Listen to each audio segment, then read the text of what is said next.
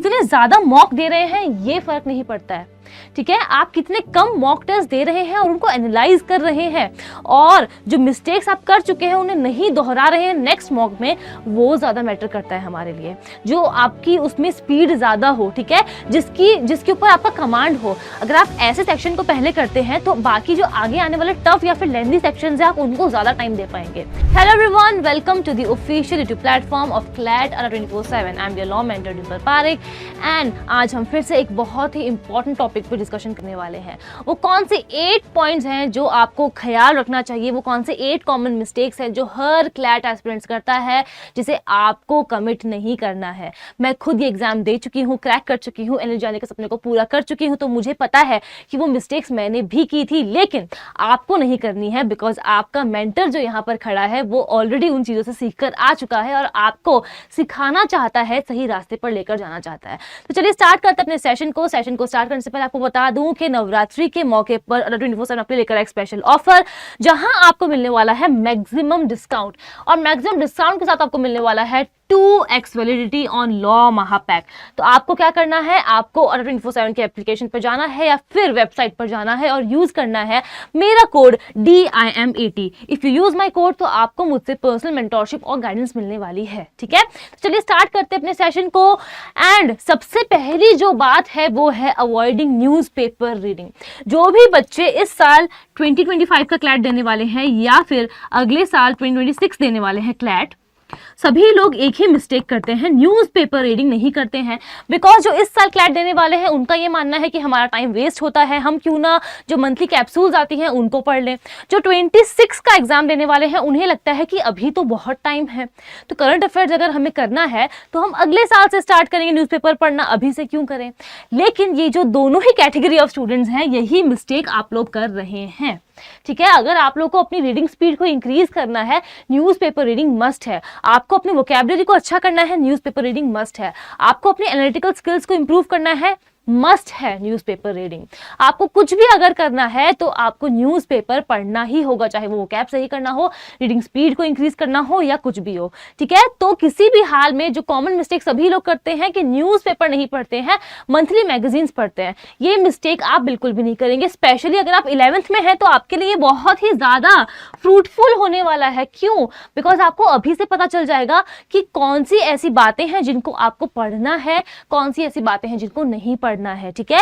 और अभी से एक नोटबुक प्रिपेयर कर सकते हो आप, जहां पर रोज न्यूज़पेपर पढ़ के 10 to 15 वर्ड्स को लिखते जाओ, नोट करते जाओ और उनके मीनिंग्स लिखते जाओ, तो आपकी खुद की एक वोकैबुलरी कैप्सूल अगले साल तक तैयार हो जाएगी, ठीक है। तो इसीलिए सबसे पहली मिस्टेक हम लोग पढ़ चुके हैं, देख चुके हैं। अब हम आते हैं नेक्स्ट मिस्टेक पे, वो है क्वांटिटी ओवर क्वालिटी ऑफ मॉक्स।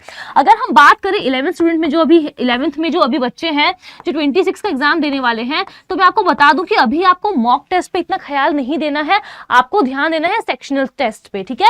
तो आपको क्या करना है, सबसे पहले आपके जितने भी जो भी बेसिक्स हैं, बेसिक कॉन्सेप्ट्स हैं, आप पहले उनको पढ़ो। फॉर एग्जांपल आपने एक चैप्टर पढ़ा, एक चैप्टर पढ़ने के बाद आपको समझ में आया कि ठीक है इस चैप्टर में इस बारे में बात की गई है, उसके बाद जो आपके क्वेश्चंस दिए होंगे आप उनको सॉल्व करो, ठीक है।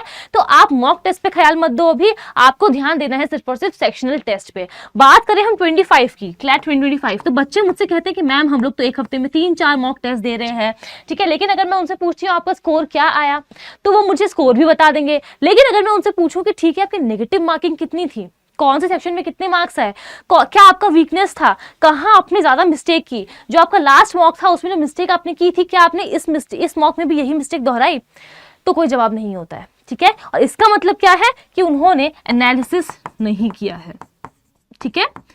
तो आप कितने ज्यादा मॉक दे रहे हैं ये फर्क नहीं पड़ता है, ठीक है। आप कितने कम मॉक टेस्ट दे रहे हैं और उनको एनालाइज कर रहे हैं और जो मिस्टेक्स आप कर चुके हैं उन्हें नहीं दोहरा रहे हैं नेक्स्ट मॉक में, वो ज्यादा मैटर करता है हमारे लिए। So that is the point here, ठीक है। तो हमें कभी भी क्वांटिटी पर ख्याल नहीं देना है, ध्यान नहीं देना है, ध्यान देना तो है सिर्फ और सिर्फ क्वालिटी ऑफ मॉक टेस्ट पे। Then coming to the next thing, leaving an entire section because the other sections are your strength. मेरी बहुत सी स्टूडेंट से बात हुई है कि मैम क्वांट जो है वो तो सिर्फ और सिर्फ 10 मार्क्स का आता है और मुझे क्वांट से बहुत डर लगता है, तो क्या मैं क्वांट छोड़ दूं? बिकॉज अगर मैं 120 में से अगर 110 की तैयारी भी कर लेती हूँ तो मेरे 90 मार्क्स तो आराम से आ जाएंगे। बट आपके 90 मार्क्स आ जाएंगे, 90 प्लस आ जाएंगे, आपको कैसे पता? क्लैट का पेपर आपने तो बनाया नहीं है। कंसोर्शियम ऑफ एनएलयूज है वो हर साल एक नया सरप्राइज लेकर के आता है, जैसे कि इस साल जो सैंपल पेपर आए हैं उसमें हमने सरप्राइज ऑलरेडी देख चुके हैं हम, ठीक है। तो हमें क्या करना है, किसी भी सेक्शन को छोड़ना नहीं है जस्ट बिकॉज वो आपकी वीकनेस है और बाकी सारे सेक्शंस आपके स्ट्रेंथ है। कई बार क्या होता है, फॉर एग्जांपल लीगल रीजनिंग आपकी स्ट्रेंथ है, बट कई बार ऐसा होता है कि पेपर इस तरीके से बनाया जाता है कि जो आपकी स्ट्रेंथ है उसे ही अगर आप सबसे पहले अटेम्प्ट करते हैं तो आपका पूरा जो कॉन्फिडेंस है वो डगमगा जाएगा, बिकॉज हो सकता है कि लीगल रीजनिंग का पेपर बहुत टफ आए। तो हमें हर तरीके से तैयार होकर के जाना है, किसी भी सेक्शन को छोड़ना नहीं है, ठीक है। और ये सबसे कॉमन मिस्टेक है जो सभी लोग करते हैं, शायद मैंने भी की थी। Now coming to the next thing is not choosing your sequence of solving the question paper, ठीक है। तो यहां पर क्या होता है, आपके पास 5 सेक्शंस होते हैं। अब अगर हम बात करें इस साल जो सैंपल पेपर आया है, ठीक है, उसकी अगर हम बात करें तो आपने जीके वाला देखा होगा, ठीक है। जहां हमने जीके का सैंपल पेपर देखा वहां पर आपको दिया गया था एक पैसेज, उस पैसेज के बेसिस पे आपको 2 क्वेश्चंस पूछे गए, ठीक है। उसके बाद जो क्वेश्चंस थे वो इंडिपेंडेंट क्वेश्चंस थे, यानी कि ये सारे क्वेश्चंस पैसेज के बेसिस पे नहीं थे, ठीक है। इसका क्या मतलब है कि अगर आपने करंट अफेयर्स को पढ़ा है, अगर आपने स्टैटिक जीके पढ़ी है, अगर आपको आता है तो एक ही बार क्वेश्चन पढ़ने पे आपको पता चल जाएगा कि या तो मुझे आता है या फिर मुझे नहीं आता है। तो हमेशा ऐसे सेक्शन से स्टार्ट करें जो ज्यादा टाइम नहीं ले रहा है, जो आपकी उसमें स्पीड ज्यादा हो, ठीक है, जिसके ऊपर आपका कमांड हो। अगर आप ऐसे सेक्शन को पहले करते हैं तो बाकी जो आगे आने वाले टफ या फिर लेंथी सेक्शन है आप उनको ज्यादा टाइम दे पाएंगे। तो मैं जैसे कि जब भी शुरू करती थी अपने मॉक टेस्ट देना हो या फिर जब मैंने क्लैट का एग्जाम भी दिया, मैं हमेशा जीके से स्टार्ट करती थी, बिकॉज या तो आपको आता है जीके में या फिर कुछ भी नहीं आता है। तो एक प्लेन रीडिंग में आपको पता चल जाएगा कि आपका आंसर ABCD होगा या आपको नहीं आता है, या फिर आपको वहां पर तुक्का मारना है, फ्लूक मारना है, ठीक है। I hope that is clear. तो हमेशा अपना एक सीक्वेंस चूज कर लो कि मुझे किस सीक्वेंस में कौन से सब्जेक्ट को पहले करना है और किसको लास्ट में करना है। I hope that is clear.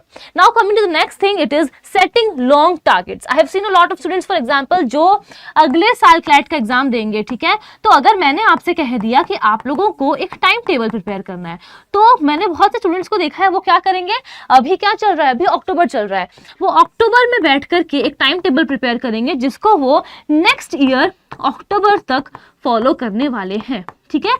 अब ये जो 1 ईयर का आपने प्लान बनाया है, क्या ये फ्रूटफुल होगा? बिल्कुल भी नहीं होगा। तो आपको कभी भी लॉन्ग टारगेट्स को नहीं सेट करना है। मैं तो कहती हूं कभी 2-3 महीने का टारगेट भी सेट मत करो। मैक्स टू मैक्स अगर आपको टारगेट सेट करना है 15 दिन से लेकर 20 दिन का टारगेट आपको सेट करना चाहिए हमेशा, बिकॉज एक बार आपने अगर टारगेट सेट किया है तो आपको एनालाइज भी तो करना होगा कि जो टारगेट आपने अपने लिए बनाया है, जो स्ट्रेटेजी आपने अपने लिए फॉर्म की है, वो काम भी कर रही है या नहीं। अगर काम नहीं कर रही है तो तुरंत उसे बदलो और नई स्ट्रेटेजी लेकर आओ, नया टारगेट सेट करो, ठीक है। तो कभी भी लॉन्ग टारगेट्स हमें सेट नहीं करने हैं, छोटे छोटे टारगेट्स को सेट करो, उन्हें अचीव करो और देखो कि वो आपके लिए फ्रूटफुल है या फिर नहीं है। That is all about it. Now coming to the next point, it is comparing your preparation और टाइम टेबल विथ अदर्स। ये मैंने बहुत सारे बच्चों को बोला है। फॉर एग्जाम्पल, आप अगले साल एग्जाम देने वाले हो क्लैट का, ठीक है, और एक बच्चा है जो साइंस स्ट्रीम से है और दूसरा बच्चा है जो आर्ट स्ट्रीम से है। देखो, अब यहाँ पर शर्माने वाली कोई बात नहीं है, ठीक है। मैं खुद आर्ट स्ट्रीम से थी एंड आर्ट्स में थियोरी ज्यादा होती है, ठीक है, थ्योरी ज्यादा होती है। पर अगर हम बात करें साइंस की तो यहाँ पर प्रैक्टिकल वाला जो पार्ट होता है वो ज्यादा होता है। तो यहाँ पर क्या होता है, बेसिकली जो भी बच्चा साइंस स्ट्रीम से है वो ट्यूशन भी जाएगा, ठीक है, चीजें थोड़ी सी ज्यादा कॉम्प्लिकेटेड हो जाती हैं। तो यहाँ पर अगर मैं अगले साल एग्जाम दे रही हूँ और मैं साइंस स्ट्रीम से हूँ और अपना जो टाइम टेबल है वो मैं किसी आर्ट्स स्ट्रीम के बच्चे से कंपेयर कर रही हूँ, स्टूडेंट से कंपेयर कर रही हूँ, अपने दोस्त से कंपेयर कर रही हूँ, तो वो चीजें गलत है। स्ट्रीम से भी मैटर नहीं करता है। अगर 2 स्टूडेंट सेम स्ट्रीम से हैं, फॉर एग्जांपल साइंस स्ट्रीम से हैं, ठीक है, वहां पर भी हमें अब कभी भी अपना टाइम टेबल को कंपेयर नहीं करना है, बिकॉज हर किसी के पढ़ने की क्षमता अलग होती है, चीजों को जो आप पढ़ रहे हो उसको एब्जॉर्ब करने की क्षमता अलग होती है, ठीक है। तो फॉर एग्जाम्पल आपको अगर 4 आवर्स लग रहे हैं किसी चीज को पढ़ने में, हो सकता है कि किसी और को 6 आवर्स लगे, या फिर ये भी हो सकता है कि किसी और को सिर्फ 3 आवर्स ही लगे। तो आप अपने तरीके से टाइम टेबल सेट करो कि आपको कितना टाइम चाहिए किसी एक टॉपिक को पढ़ने के लिए, किसी एक सब्जेक्ट को प्रिपेयर करने के लिए। दूसरों से कभी भी कंपेयर नहीं करना है कि उसने अपनी रातों की नींद गवा करके पढ़ाई की थी तो उसका सिलेक्शन हुआ। जरूरी नहीं है कि आप भी अपनी रातों की नींद गवा करके यही करो, ठीक है। हो सकता है कि आप दिन में भी अपना इतना टाइम निकाल लें कि आप उस तरीके से पढ़ाई करके इस एग्जाम को क्रैक कर लो, और ये कोई मुश्किल काम नहीं है, ठीक है। ये आप आसानी से कर पाओगे। Now, coming to the next thing, covering all the sections in one day. मैंने बहुत सारे स्टूडेंट से मेरी बात की है, ठीक है। तो सभी लोगों का ये कहना है, जब मैं उनसे पूछती हूँ कि आप लोग एक दिन में किस तरीके से टाइम निकालते हैं अपना, तो वो कहते हैं कि मैम 1 घंटा एक सेक्शन को दिया, फिर दूसरा घंटा दूसरे सेक्शन को दिया, लाइक 5 आवर्स अगर निकालने हमें तो 1 आवर ईच सेक्शन को दे दिया। बट क्या ये राइट अप्रोच है? नहीं। रोज आप हर सेक्शन को आपको टाइम देने की जरूरत नहीं है। तभी मैं आपसे कहती हूं कि हर संडे को बैठो और अपना एक टाइम टेबल प्रिपेयर करो, कि अपनी एक स्ट्रेटेजी प्रिपेयर करो कि आने वाली जो वीक है उसमें आप क्या करने वाले हैं, कितने सब्जेक्ट्स को आप कवर करने वाले हैं, ठीक है। उसके हिसाब से आप डिवाइड कर लो कि मंडे को मुझे लीगल रीजनिंग और लॉजिकल रीजनिंग पढ़ना है, ट्यूसडे को मुझे क्वांट पढ़नी है और इंग्लिश पढ़नी है, ठीक है। वेडनेसडे को मैंने अभी तक जो कुछ भी पढ़ा है उनके सेक्शनल टेस्ट मैं देने वाला हूं। फिर थर्सडे को मैं एक मॉक टेस्ट दूंगा और साथ में जो भी मैंने पढ़ा है उसका मैं रिवीजन करूंगा। फ्राइडे को फॉर एग्जांपल मैंने अभी तक जो भी नहीं पढ़ा है, जीके करंट अफेयर्स हो गया, वो सब कुछ मैं करने वाला हूं। इस तरीके से आप अपने टाइम टेबल को बनाते हुए चलो। एक ही दिन में सारे सेक्शंस को कवर करने की जरूरत नहीं है। 2 to 3 जो सब्जेक्ट्स हैं आपके सेक्शंस हैं उनको आप एक दिन में कवर कर सकते हो, वो मोर देन इनफ है। बिकॉज मैं तो आपसे कहती हूँ करंट अफेयर्स आपको रोज करना चाहिए और क्वांट आपको रोज करना चाहिए, ठीक है। ये दोनों चीजें ऐसी है कि क्वांट का अगर जितना हो सके 20 to 25 क्वेश्चंस आप रोज प्रैक्टिस करो, रोज इतने क्वेश्चंस आप प्रैक्टिस करो, और जीके को आप रोज पढ़ते रहो तो आपका बैकलॉग भी नहीं होगा और चीजें जो है वो बहुत आसान हो जाएगी, ठीक है। So I hope that is clear till here. Now next thing is preparing a robotic time table with no breaks and leisure time. ये मिस्टेक सभी लोग करते हैं, मैंने भी की थी जब मैं प्रिपेयर कर रही थी। कोई ड्रॉपर है, कोई बच्चा है जिसने अपने बोर्ड्स के एग्जाम दे दिया है या फिर अभी उसकी तैयारी होके रखी है बोर्ड्स की, वो अपना पूरा कंसंट्रेशन अभी क्लैट को देना चाहता है, या फिर अभी आप 11th में है, अभी आपके पास टाइम है तो आप चाहते हैं आप क्लैट को अपना पूरा टाइम दें अभी, ठीक है।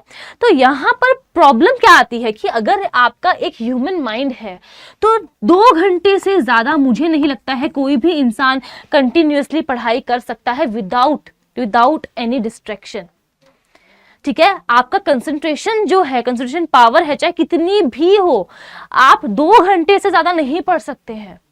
आपको अगर चाहे तो सिर्फ 10 मिनट्स का ब्रेक लो, लेकिन ब्रेक लो, ठीक है। जो आप एक चेयर पे बैठ करके पढ़ाई कर रहे हैं वहां से मूव करना बहुत जरूरी है। एक रोबोटिक टाइम टेबल नहीं बनाना है कि सुबह के 10 बजे से लेकर के शाम के 6 बजे तक मैं पढ़ाई करूंगा, उसके बाद मैं चाहे कुछ भी करूं, दोस्तों के साथ घूमने जाऊं, मुझे कोई नहीं बोलेगा। जी नहीं, हो सकता है कि इस टाइम टेबल को आप 1 वीक तक फॉलो कर लें, या फिर ये भी हो सकता है कि आप इस टाइम टेबल को 1 मंथ तक फॉलो कर लें, लेकिन रोज नहीं कर पाएंगे बिकॉज ये बहुत हेक्टिक हो जाएगा। प्लस जैसे जैसे आप इस टाइम टेबल को फॉलो करने लगेंगे, जो बातें आप पढ़ रहे हैं धीरे धीरे करके भूलने लगेंगे, आपका माइंड उसे रिटेन नहीं कर पाएगा। तो उसके लिए आपको क्या करना है, बहुत सिंपल सी बात है, आपको बीच बीच में मिनी ब्रेक्स लेने हैं। शाम के वक्त अगर आपके पास टाइम है, 1 घंटा टाइम निकालो, जाकर के वॉक करके आओ। और कुछ काम नहीं है तो मम्मा को मार्केट लेकर के जाओ, उनको शॉपिंग करनी है वो करवा के ले आओ। घर पे भाई बहन है उनसे बैठ करके बात करो, गाने सुन लो, अपने दोस्तों से फोन पे बात कर लो, ठीक है। कुछ भी करो, वॉक पे जाओ, एक्सरसाइज करो, जो करना है करो, लेकिन लेजर टाइम 1 आवर एक दिन में निकालना बहुत जरूरी है। अब चाहे वो आप सुबह अर्ली मॉर्निंग निकालें या फिर शाम को निकालें। बैडमिंटन खेलना पसंद है तो वो खेल लो, टीटी खेलना है वो खेल लो, जो करना है करो, लेकिन एक रोबोटिक टाइम टेबल नहीं बनाएंगे बिकॉज हमारा माइंड जो है ना वो बहुत थक जाएगा। और हमारा थका हुआ माइंड जो है वो कभी भी अच्छी प्रिपरेशन नहीं कर पाएगा। फिर चाहे हम मॉक देने बैठेंगे तब भी हमारे दिमाग में कुछ ना कुछ बातें बैकग्राउंड में चलती रहेंगी जो हमारी प्रिपरेशन के लिए अच्छी नहीं है, वो नेगेटिव में चला जाएगा। ठीक है, सो इन सभी बातों का हमें ख्याल रखना है, इन मिस्टेक्स को हमें नहीं कमिट करना है। बाकी रही बात और किसी भी बात की, कोई भी गाइडेंस आपको चाहिए, कुछ समझ में नहीं आ रहा है, अभी आप 11th में है, 12th में है, ड्रॉपर है, कोई भी आपको दिक्कत आ रही है क्लैट की प्रिपरेशन में, तो ये मेरी मेल आईडी है dimple.parik@ada247.com। सिंपली आपको यहाँ जाना है और मुझे एक मेल ड्रॉप करना है। मैं आपसे बात करूंगी, आपकी जो भी प्रॉब्लम होगी उसका सोल्यूशन निकलने वाला है। आपको किसी भी बैच में एनरोल करना है, आपको कोई भी बुक्स खरीदनी है, आपको कोई मॉक टेस्ट ऑफलाइन जो हमारा मॉक टेस्ट आई होप आपको पता हो कैब, अगर आपको वो लेना है, परचेज करना है, आप मेरा कोड सिंपली यूज कर सकते हैं DIM80 to avail maximum discount, और मेरा कोड यूज करके आपको मुझसे पर्सनल मेंटरशिप और गाइडेंस मिलेगी। इस बात का भी आपको ख्याल रखना है। ठीक है, so that is all about it. अगर सेशन पसंद आए तो लाइक और शेयर करना नहीं भूलेंगे, कमेंट करके भी बताएंगे सेशन कैसा लगा, और चैनल पे पहली बार आए हैं तो सब्सक्राइब भी जरूर करिएगा। Thank you so much for watching. मिलती हूं मैं आपसे अगली वीडियो में।